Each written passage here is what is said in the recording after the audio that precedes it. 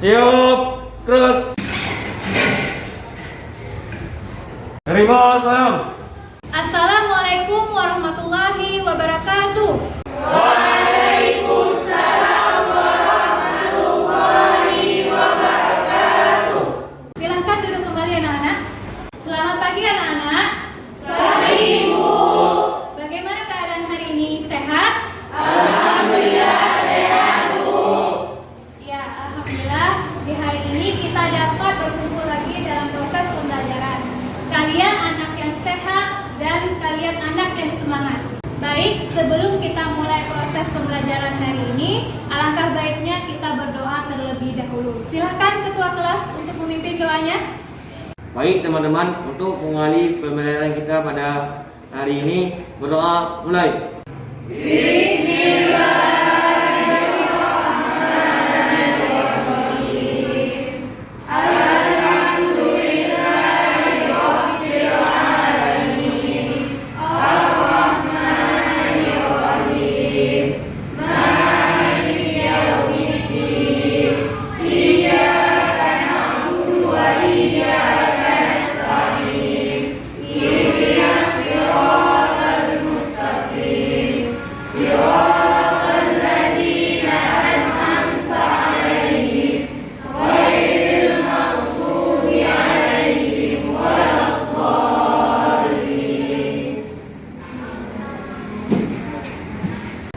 Berdoa selesai. Terima kasih Mbak Bawi karena telah memimpin doa hari ini. Untuk selanjutnya, Ibu ingin mengecek kehadiran kalian semua. Kira-kira ada yang tidak hadir hari ini? Hadir semua, Bu. Ya, alhamdulillah. Sebelum kita melakukan proses pembelajaran hari ini, Ibu ingin mengecek dulu kedisiplinan kalian di kelas. Kira-kira masih ada sampah nggak di sini? Sudah semua? Sudah, Bu. Karena kita akan mulai proses pembelajaran hari ini. Pada pertemuan sebelumnya, Ibu sudah menjelaskan tentang materi apa? Klasifikasi makhluk hidup. Ya, tentang klasifikasi makhluk hidup. Kira-kira ada tidak yang masih ingat tentang materi kita sebelumnya? Siapa? Saya, Bu. Ya, Raisya, silakan karena dia duluan bertanya. Silakan Raisya. Baik Bu, pada pertemuan sebelumnya kita belajar tentang klasifikasi makhluk hidup, yang mana klasifikasi makhluk hidup merupakan proses pengelompokan makhluk hidup berdasarkan ciri-ciri tertentu yang dimilikinya, seperti ciri-ciri fisik, ciri-ciri morfologi, cara bereproduksinya, dan ciri-ciri kromosomnya. Dan ilmu yang mempelajari tentang klasifikasi makhluk hidup disebut dengan taksonomi. Terima kasih Bu. Baik, tepat sekali jawaban dari Raisya. Dia menyampaikan bahwa klasifikasi makhluk hidup adalah proses pengelompokan makhluk hidup berdasarkan ciri-ciri, baik dari ciri-ciri morfologi, ciri fisik, dan ciri kromosomnya. Ilmu yang mempelajari tentang klasifikasi makhluk hidup yaitu taksonomi. Hari ini kita akan belajar tentang materi virus. Gambar apa ini kira-kira? Virus. Ya, tepat sekali. Ini adalah gambar struktur virus, tepatnya yaitu virus yang menyerang pada bakteri. Apakah virus tersebut termasuk makhluk hidup? Siapa yang ingin menjawab? Saya, Bu. Ya, silakan Ainun. Menurut saya, virus adalah makhluk hidup karena virus dapat memperbanyak diri. Ainun atas jawabannya. Berarti menurut Ainun, virus tersebut adalah makhluk hidup. Mengapa dia dikatakan makhluk hidup? Karena dia dapat berkembang biak atau memperbanyak diri. Ada yang berpendapat lain? Kira-kira?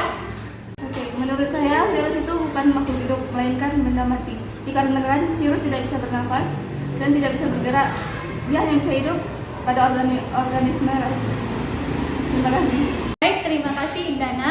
Berarti di sini ada perbedaan. Menurut Ainun, virus itu adalah makhluk hidup. Sedangkan menurut Indana tadi, virus itu adalah benda mati. Kenapa dikatakan benda mati? Karena dia dapat dikristalkan dan tubuhnya itu pun harus hidup melalui organisme lain. Coba silakan lihat di depan, Ibu menampilkan tujuan pembelajaran kita pada hari ini. Yang pertama, siswa mampu menganalisis sejarah penemu virus. Yang kedua, siswa mampu menganalisis ciri-ciri virus. Yang ketiga, siswa mampu menganalisis struktur tubuh virus. Di sini Ibu menampilkan gambar yaitu tentang COVID-19. Pada saat ini, seluruh negara di dunia sedang dilanda wabah penyakit termasuk negara kita di Indonesia. Wabah penyakit ini, apakah itu kira-kira? COVID-19. Ya, COVID-19. Apakah virus corona itu terlihat oleh mata kita? Tidak. Ya, tidak ya, karena virus itu ukurannya sangat Kecil. Jadi kalau kita melihat virus, kita harus menggunakan mikroskop yang modern. Tidak baik. Untuk penjelasan selanjutnya, Ibu akan mengelompokkan kalian dalam beberapa kelompok. Kelompok kemarin sudah dibagikan kan? Sudah. Untuk sekarang, coba kalian duduk sesuai kelompoknya masing-masing. Silahkan.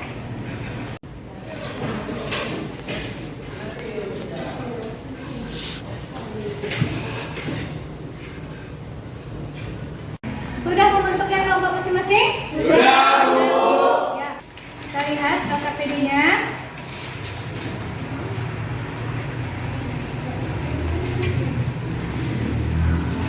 Pada LKPD, sebelum kalian mengerjakan, kalian harus baca dulu langkah-langkahnya. Yang pertama, untuk kelompok 1, kalian diskusikan materi yang ada pada soal nomor 1.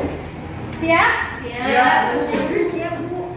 Untuk kelompok 2, silahkan kalian diskusikan materi yang nomor 2. Dan kelompok 3, silahkan kalian diskusikan materi yang nomor 3. Ibu kasih waktu 15 menit untuk diskusi. Apakah siap? Siap, Bu. Kalau sudah siap, silakan kalian kerjakan dan diskusikan dengan kelompoknya masing-masing.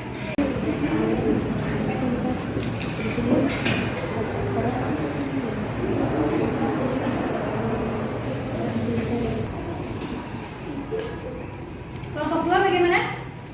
Lancar? Lancar, Bu. Materinya dengan apa?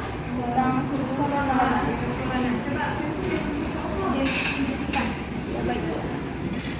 Bagaimana bentuk virus corona atau gimana bentuknya? Apakah bulat? Marwawi kenapa? Ayo kerjakan.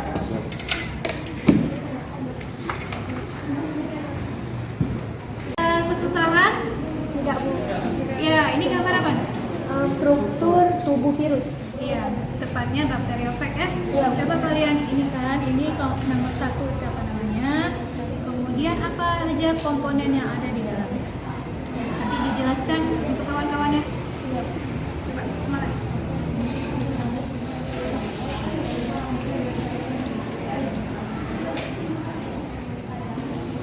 Baik, waktunya sudah habis 15 menit. Apakah sudah siap semua? Sudah, Bu. Ya, kelompok berapa yang ingin maju duluan? Kami, Bu. Ya, tadi kelompok 1 yang duluan siap. Silakan kelompok 1 maju untuk presentasi.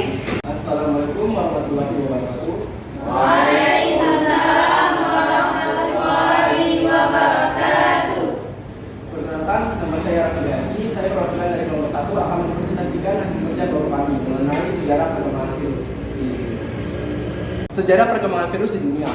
Perkembangan virus di dunia pertama kali ditemukan oleh ilmuwan asal Jerman yang bernama Adolf Meyer pada tahun 1883. Nah, penelitian pertama kali itu dilakukan pada tahun 1883 melakukan penelitian penyebab penyakit mosaik pada tanaman tembakau.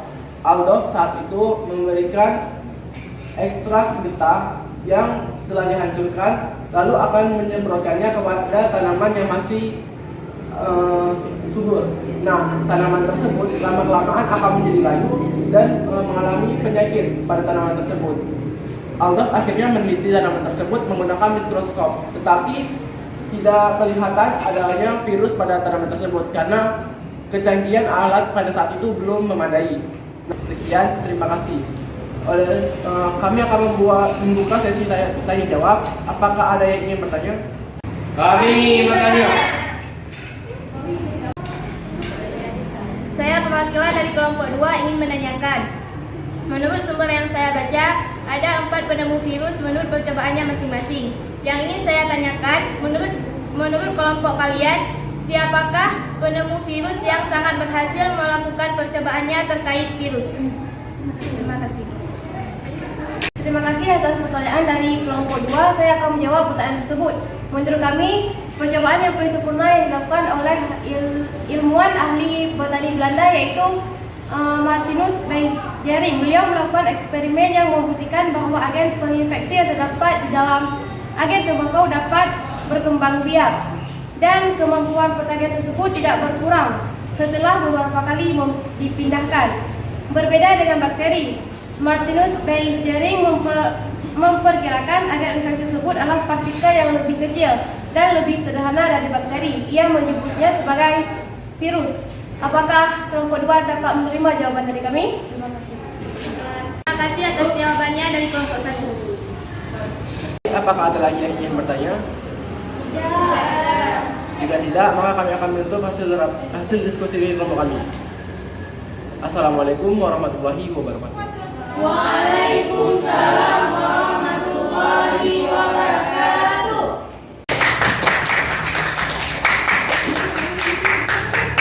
Baik, terima kasih presentasi dari kelompok 1. Ibu akan menguatkan materi yang dijelaskan dari kelompok 1 tentang sejarah penemu virus. Di sini ada gambar tentang percobaan Adolf Meyer pada penelitian virus. Kita lihat di sini ada tembakau yang berpenyakit. Kemudian daunnya ini dihaluskan, ekstraknya dibuat cairan, kemudian cairan tersebut disemprotkan kembali pada tanaman yang sehat. Sehingga beberapa waktu yang lama tanaman tembakau yang sehat tadi berubah menjadi sakit. Berarti kesimpulannya virus tersebut bersifat menular. Sekarang siapa yang ingin membuat kesimpulan dari proses pembelajaran kita hari ini? Siapa yang kira-kira yang mau membuat kesimpulan? Saya. Ya, silakan Ayu untuk membuat kesimpulannya untuk pembelajaran kita hari ini. Ibu, saya akan mencoba menyimpulkan materi hari ini. Istilah virus berasal dari bahasa lain yang berarti racun. Alasan virus dikatakan racun ialah karena umumnya virus itu disifatkan merugikan atau patogen. Virus ditemukan pertama kali oleh Adolf Meyer, ialah ilmuwan asal Jerman pada tahun 1883 dengan meneliti penyebab penyakit mosaik pada tanaman tembakau. Yang kedua ada Dmitri Ivanovsky, ialah ilmuwan asal Rusia tahun 1892 dengan melakukan percobaan penyaringan getah tanaman tembakau berpenyakit dengan saringan yang didesain khusus untuk menyaring bakteri. Sekian kesimpulan yang dapat saya ambil. Terima kasih. Ibu berharap dengan materi pembelajaran kita hari ini semoga kita paham tentang materi yang Ibu ajarkan. Di sini Ibu tampilkan kesimpulan kita hari ini. Yang pertama, virus memiliki ukuran yang sangat kecil, yaitu ukurannya 20 sampai 300 nanometer. Kemudian bentuk virus itu bervariasi, macam-macam bentuknya. Ada yang berbentuk batang, bentuk bola atau bulat, bentuk peluru, dan ada juga bentuk huruf T yang tadi kita pelajari tentang bakteriofag. Kemudian yang ketiga, yang ini yang jadi permasalahan tadi, miskonsepsi. Virus itu digolongkan ke benda mati apa ke makhluk hidup? Di sini Ibu sudah menampilkan kesimpulan. Virus itu digolongkan ke dalam dua hal. Bisa ke dalam makhluk hidup, bisa juga digolongkan ke dalam benda mati. Baik, sekarang sebelum kita mengakhiri proses pembelajaran, silakan kalian buka soal evaluasi yang telah Ibu bagikan tadi. Coba dibuka.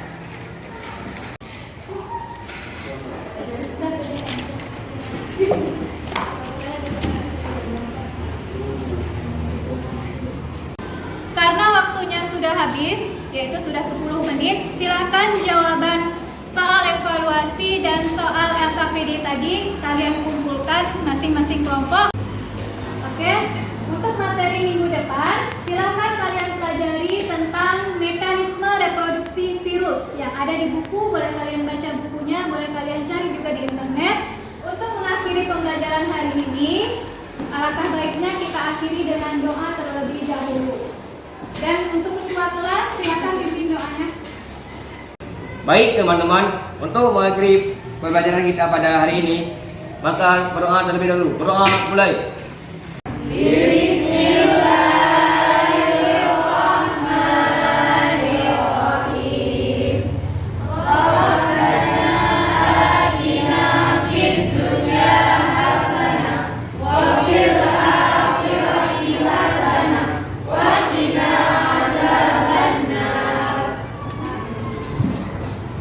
Berdoa selesai.